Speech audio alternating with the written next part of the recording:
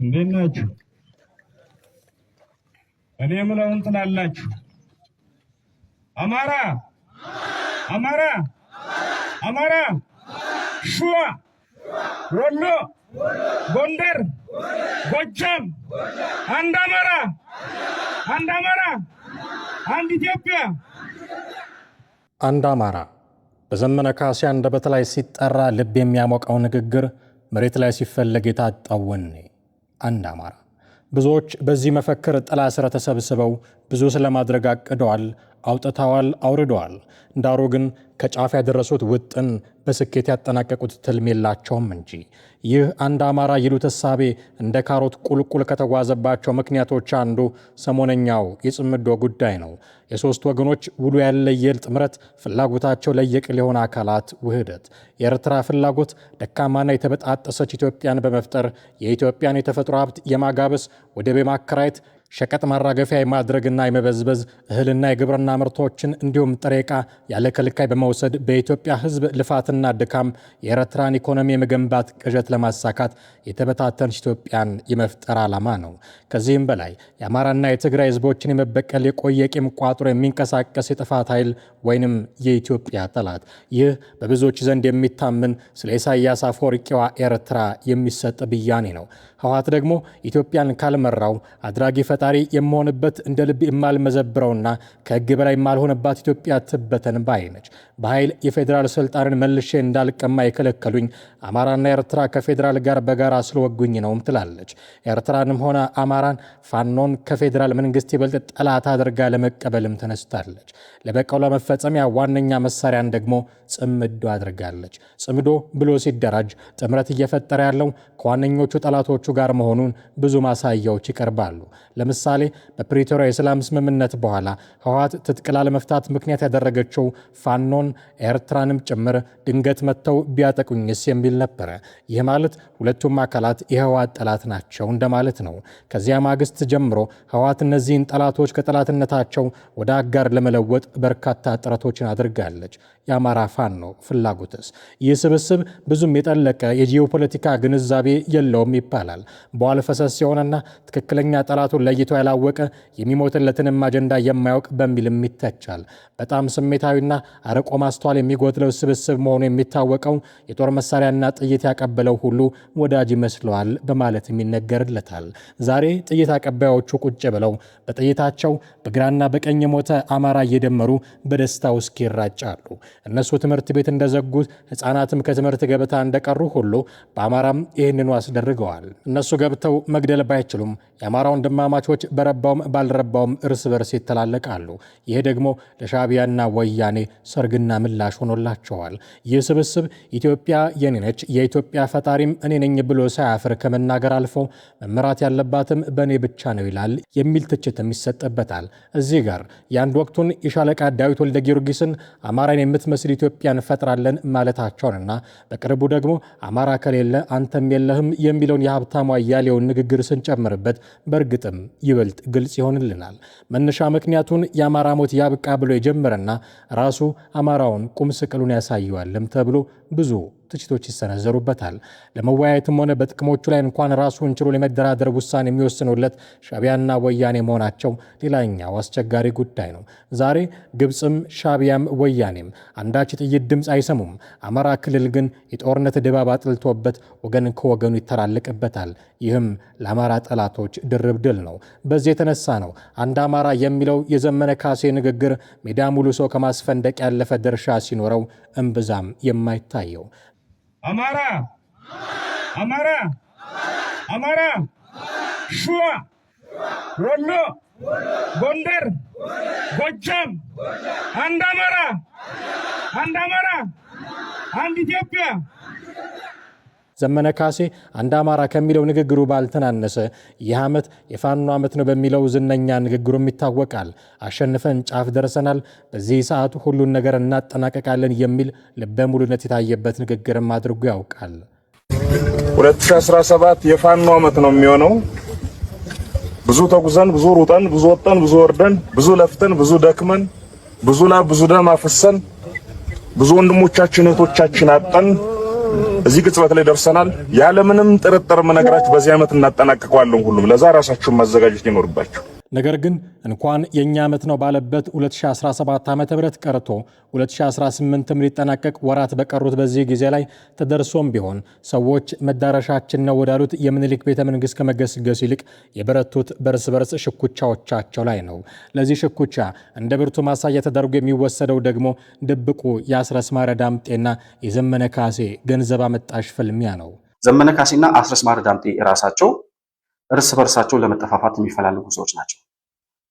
በገንዘብ በሀብት በማካበት ደረጃ አስረስ ማረ በጣም ብዙ ካፒታል ያለው ፋሚሊ ቢዝነስ ሁሉ የጀመረ ሰው እንደሆነ መረጃዎች ያስረዳሉ።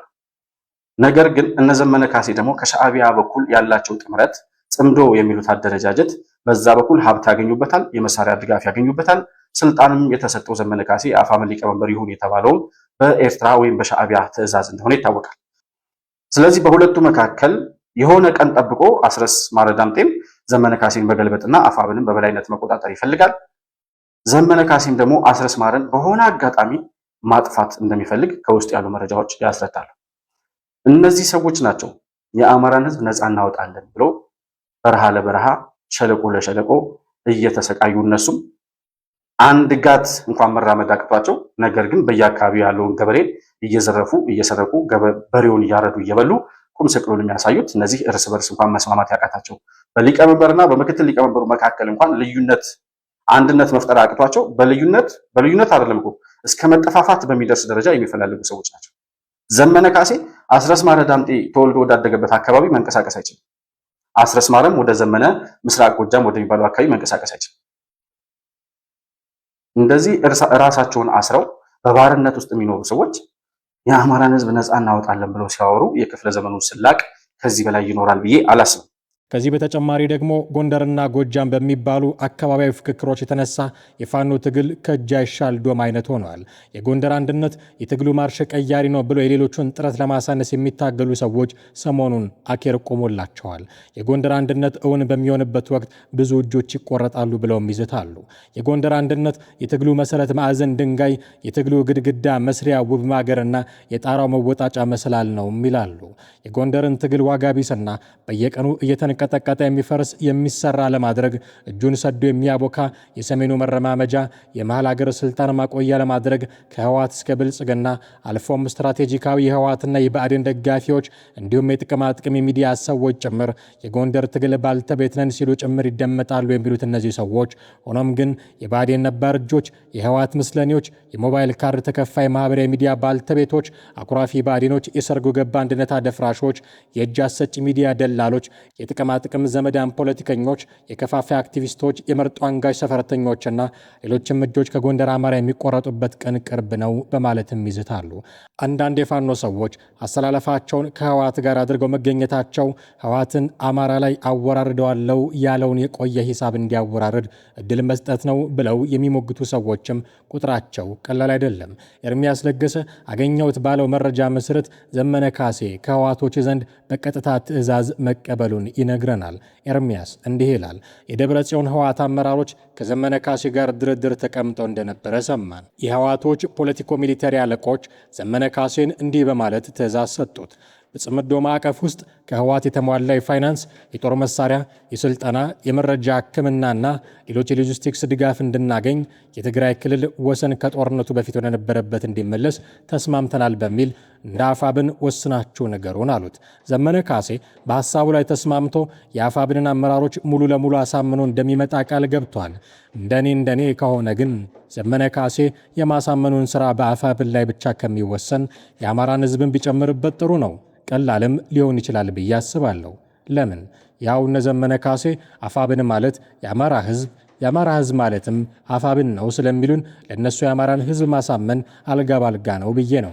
በሌላ አነጋገር በእነሱ አስተምሮት መሰረት አፋብን ካመነ የአማራን ሕዝብ አምኗል። ዘመነ ካሴ ይህን ካደረገና ከተሳካለት አፋብንና የአማራን ሕዝብ ካሳመነ እንደ ግለሰብ ለእኔም ትልቅ እፎይታ ነው ይላል ኤርሚያስ ለገሰ። ይህንን የኤርሚያስ ለገሰን መረጃ ይዘን የህወሓት ትልቅ ፍላጎት ምንድን ነው ብለን እንፈትሽ። ለዚህ ጥያቄ መልሶ የአማራን ሕዝብ የቀጠናዊ ጦርነት አውድማ የማድረግ ሴራ ነው የሚል ምላሽ የሚሰጡን ሰዎች እናገኛለን። የህወሓት ሰዎች የጦርነቱ ቀጠና ትግራይ ክልል መሆን የለበትም በሚል እሳቤ የጦርነት አውድማውን ወደ አማራ ክልል ለማዛወር በርካታ ኃይላቸውን ወደ ሱዳን ድንበር እያስጠጉ መሆኑ ተረጋግጧል። ይህ ስልታዊ አካሄድ ምን አንድምታ አለው? አዲሱ ኃይል አሰላለፍስ ምን ይመስላል? የሚለውም በትኩረት እየተተነተነ ያለ ጉዳይ ነው። ትግራይን ከውድመት መታደግ፣ አማራን ማውደም የሚል አዲስ ስትራቴጂ ያላቸው ህወሓቶች የህወሓት የማይቀር እሳቤ አማራ ይውድም ትግራይ ትልማ የሚል ነው። በዚህም መሰረት የህወሓት ሰዎች ድጋሜ ጦርነት በትግራይ ምድር ላይ እንዳይካሄድና የክልሉ መሰረተ ልማት እንዳይወድም ጦርነቱ ወደ አማራ ክልል መግፋት አለብን የሚል ውሳኔ ላይ ደርሰዋል። ከዚህ አንጻር ሁለት ግቦችን ለማሳካት አስበዋል። የመጀመሪያው በማኒፌስቶ ጠላት ብለው የፈረጁትን የአማራን ህዝብ ማውደም ሲሆን፣ ሁለተኛው ደግሞ ትግራይን ከጦርነት ቀጠና ነፃ በማድረግ ትግራይን ከውድመት መታደግ ነው። የሱዳን ኮሪደርን መጠቀም ሌላኛው አጀንዳቸው ነው። የሱዳንን ድንበር እንደ ሎጂስቲክስ ስልጠናና የኃይል ማከማቻ ማዕከል በመጠቀም ወደ አማራ ምዕራባዊ ክፍል፣ ደቡብና ሰሜን ምዕራብ ሰርጎ መግባት ነው። ይህም ከግብፅ ሱዳንና እንዲሁም ኤርትራ የሚመጣውን ድጋፍ በነፃነት ለመጠቀም ያግዛል ተብሎ የተመረጠ ስልት ነው። በሱዳንና የዘመነ ካሴ ቡድን ጋር በመቀናጀት በቅድሚያ ጎንደርን ለማውደምና ግዛቶቿን ለማቀራመት ያለመ ነውም ይባላል። ለዚህ ረዳቸውም ዘንድ ሁለት ጥምረቶችን ፈጥረዋል። ከሱዳን አልቡራን ጋር የተደረገው ጥምረት በውስጥ ጦርነት ምክንያት ያለውን የድንበር ቁጥጥር በመጠቀም ለኃይል ማሸጋገሪያነት ያገለግላል። የዘመነ ካሴ ፋኖና ኤርትራ ጋር የተደረገውም ጥምረት የፌዴራል መንግስቱን ማለትም መከላከያን እንደ ጋራ ስጋት በመቁጠር የተደረገ ጥምረት ነው። የዘመነ ካሴ ፋኖ ጦርነቱን የአማራ ህዝብ ላይ ለማድረግ እንደ ትሮጃን ፈረስ የሚያገለግል ነው። ለዚህ ዓላማ ብቻ ነው ከዘመነ ካሴ ፋኖ ጋር ጥምረት እየተፈለገው። የጦርነቱን ግንባሮች መወሰንም ሌላኛው የህወሓት እቅድ ነው። የምዕራብ ጎንደር፣ ሱዳን፣ መተማ፣ ሁመራ፣ ቋራ ወደ ምዕራብና ሰሜን ጎንደር መግቢያ። ይህ ግንባር ወልቃይትን ከበባ ውስጥ ለማስገባትና ለመቁረጥ የሚደረግ ነው። ይህ ዋናው የህወሓት ፍላጎት። የዚህ ግንባር ውጊያ ሆነ ዋነኛውም እንቅስቃሴ የሚመራው በህወሓት መሆኑን ያሳያል። የደቡብ ምዕራብ ግንባር ሱዳን፣ መተከል ዞን፣ ቤንሻንጉል ጉሙዝ። ይህ መስመር የታላቁ ህዳሴ ግድብ የሚገኝበት በመሆኑ በዋናነት የግብፅን ፍላጎት ለማሳካት የሚደረግ ነው። የዚህ ግንባር ፊት አውራሪ ደግሞ ግብጾች ናቸው። ሊከተሉ የሚችሉ አደጋና ከባድ ስጋቶችም እንዲሁ ተተንትነዋል። የጦርነቱ ቀጠና መስፋፋት የመጀመሪያው ነው። ጦርነቱ ከአንድ ክልል ወጥቶ በርካታ የሀገሪቱን ክፍሎችና ጎረቤት ሀገራትን በቀጥታ የሚነካ የቀጠናው ስጋት ይሆናል ተብሎ ተሰግቷል። የሰብአዊ ቀውስም እንዲሁ። በዋናነት የአማራ ህዝብ አዲስ የጅምላ መፈናቀልና ሰብአዊ ቀውስ ይገጥመዋል። እንዲህ ነው አሉ ህወሓቶች ጽምዶን ተጠቅመው ማስፈጸም የሚፈልጉት ድብቅ ዓላማ።